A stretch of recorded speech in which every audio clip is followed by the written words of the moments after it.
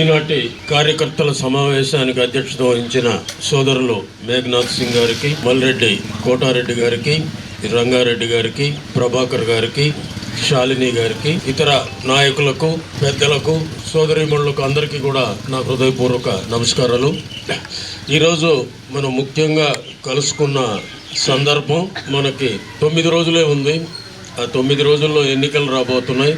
అందరూ కూడా గెలుస్తాం అని చెప్పి గమ్ముగా ఉండటం మంచిది కాదు. ఎన్నికలు ఎప్పుడు కూడా సీరియస్గా తీసుకోవాలి.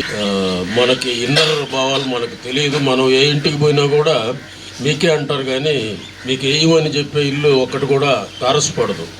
దాన్ని లెక్కేసుకొని మనం అన్నీ మనయేని అనుకుంటే పొరపాటు. మనం కష్టపడి పనిచేయండి.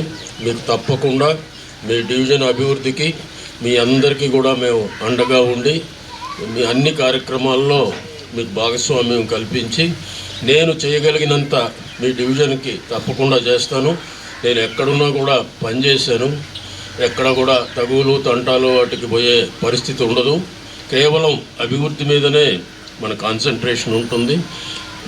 మీరు ఎన్నికలైన తర్వాత అందరూ కూర్చొని ప్రయారిటీ వైజ్ ఏ పనులు ముందు చేయాలా, ఏ పనులు తర్వాత చేయాలా అనేది మీరు అందరూ కూర్చొని చేయండి. తప్పకుండా మనం పనిచేసి మంచి పేరు తెచ్చుకుంటామని కూడా మీకు అందరికి కూడా గౌరవం కల్పిస్తామని కూడా తెలియజేసుకుంటూ సెలవు తీసుకుంటాం.